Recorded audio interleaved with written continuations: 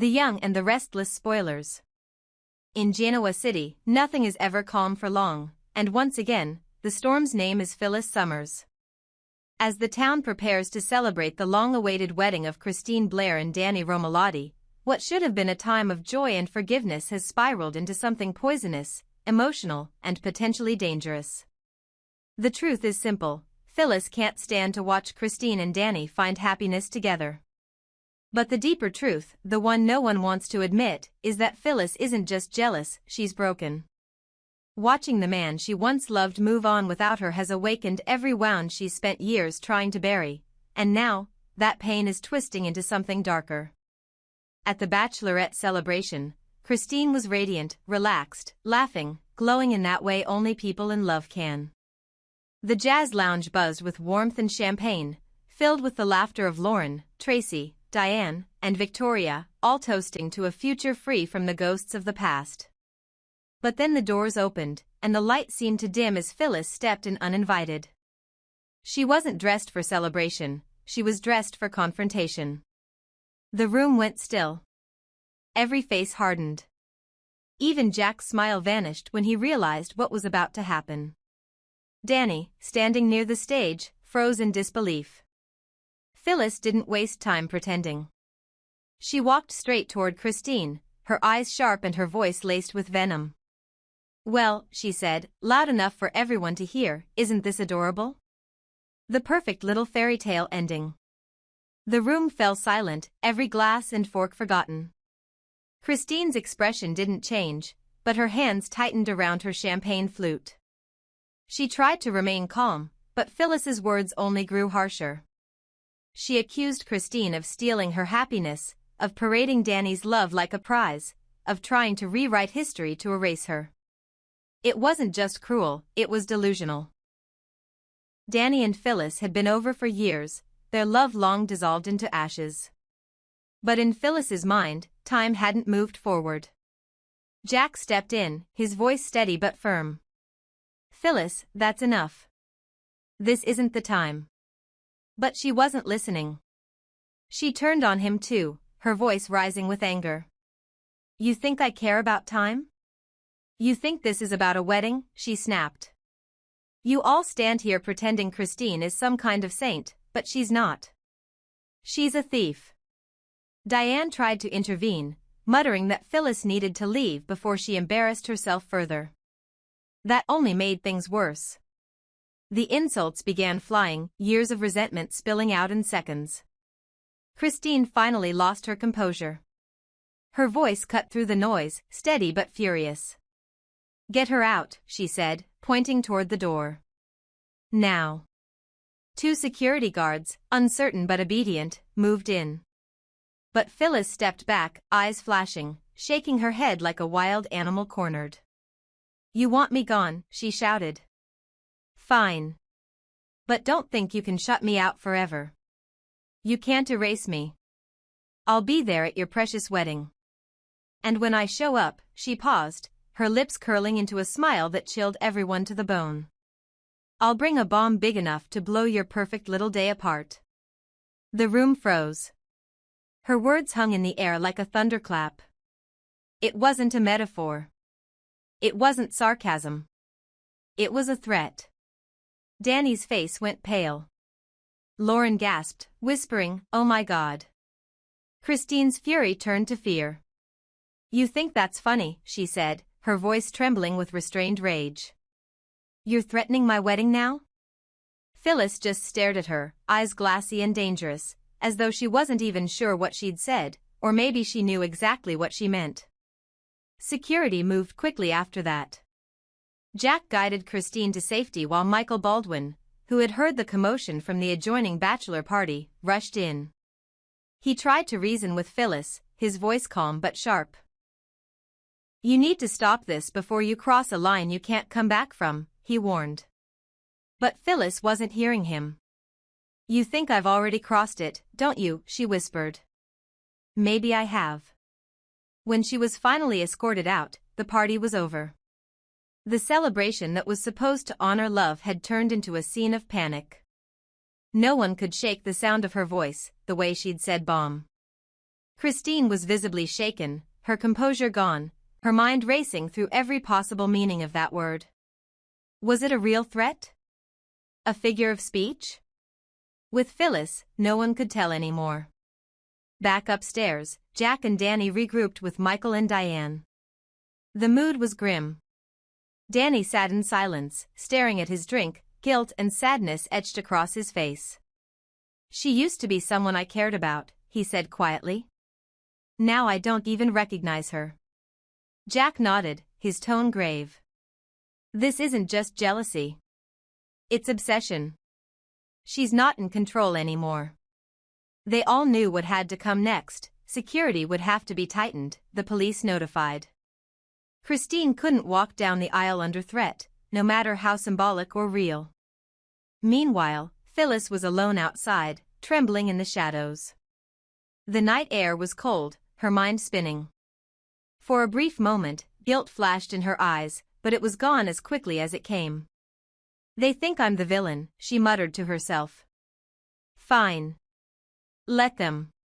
She walked off into the darkness, leaving behind a trail of fear and confusion. What happens next could change everything. If the show takes her threat seriously, Phyllis may be heading toward the most dangerous point in her story yet.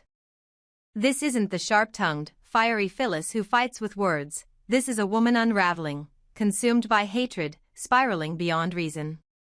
Her obsession with Christine has turned toxic, and the line between revenge and madness is disappearing fast. The wedding that was supposed to symbolize closure and renewal now looms under a cloud of dread. Will Phyllis really follow through?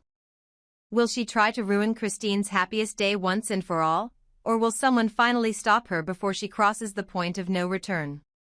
One thing is certain, Genoa City has seen plenty of drama, but never a threat quite like this. And if Phyllis truly means what she said, The Young and the Restless may be on the brink of one of its most explosive storylines yet, literally and emotionally. The Young and the Restless has never shied away from delivering high-stakes drama, but the latest showdown between Phyllis Summers and Christine Blair has taken things to a level few expected. As the countdown to Christine and Danny Romalotti's wedding draws near, tensions have escalated to a boiling point that promises to change Genoa City forever. What started as a bitter rivalry between two women, both fiercely protective of their love lives and their pasts, has now become an all-out battle for dominance, revenge, and survival. The night began innocently enough, well, as innocently as anything ever goes in Genoa City. Christine, radiant and glowing in the warmth of her love for Danny, was finally enjoying a moment of peace, surrounded by friends at her bachelorette party. The atmosphere was light, filled with laughter and clinking glasses, as Lauren Fenmore Baldwin, Tracy Abbott, Abby Newman, and Victoria Newman all joined in the celebration of the long-awaited marriage. They all toasted to Christine's happiness, her future, and the joy of new beginnings. But, as always in Genoa City, it doesn't take long for the shadow of the past to interrupt the present. Phyllis Summers, uninvited, unwanted, and unpredictable, stormed into the party like a tornado, disrupting everything in her wake. With every step she took, the air seemed to grow heavier, the tension palpable.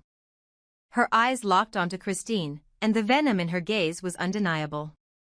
Phyllis had never been one to shy away from drama, but tonight, it wasn't just a petty rivalry. It was a war. The years of resentment, the bitterness, and the jealousy that had been simmering below the surface finally boiled over in one reckless act. Without warning, Phyllis exploded. She started with words, as she always did, trying to tear down the image of the perfect bride standing before her. "Look at you," she sneered, her voice dripping with contempt. "You're the shining example of success, aren't you, Christine? The one who gets everything handed to her, while I'm left picking up the pieces of my life." Christine stood her ground, as she always did, but the sting of Phyllis's words was obvious.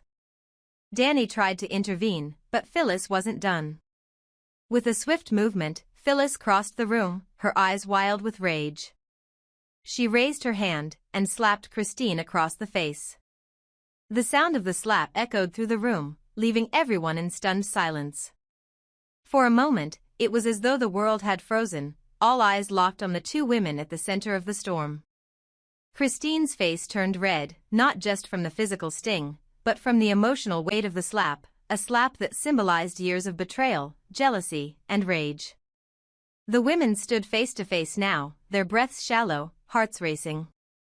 And it wasn't just anger that fueled the next move, it was desperation. Christine, humiliated and furious, raised her own hand. But instead of a slap, she reached for something far worse. A knife.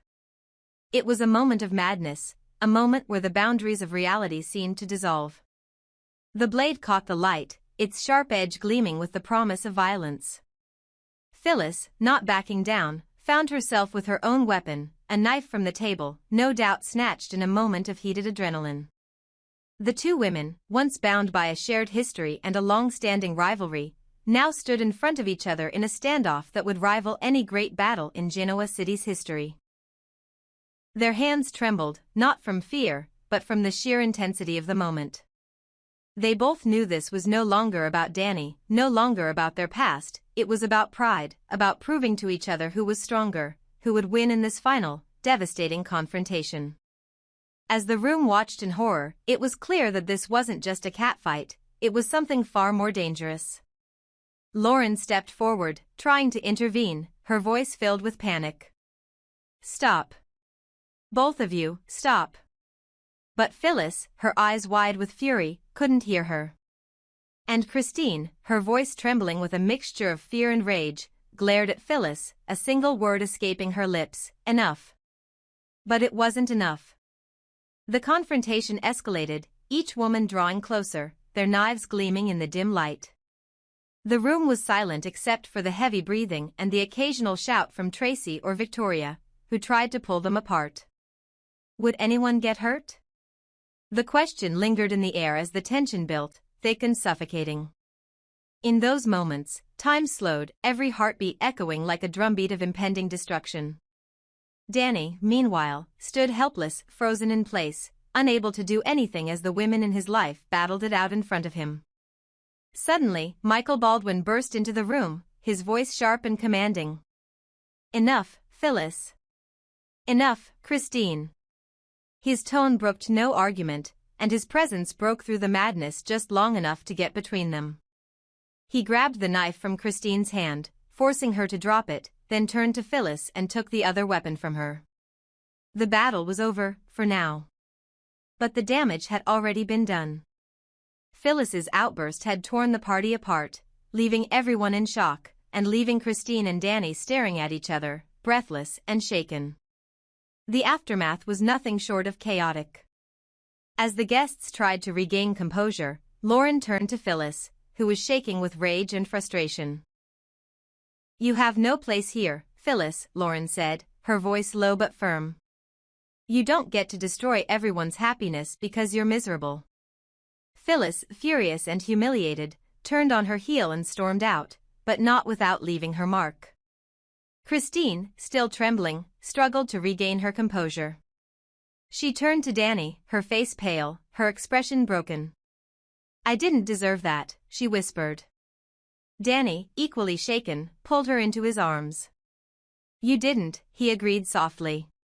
"But you'll never have to face her alone again." As Phyllis retreated into the shadows, a single thought lingered in the minds of every guest at the party: how far will Phyllis go to destroy Christine's happiness? This confrontation was just a taste of what was to come. If Phyllis had her way, the road to Christine and Danny's wedding wouldn't just be filled with joy, it would be a battleground, one where Phyllis would stop at nothing to ruin their perfect day. And if she couldn't have Danny, then no one would. The next chapters in this battle were about to unfold, and in Genoa City, when Phyllis Summers is involved, there's always one thing guaranteed: the drama is far from over.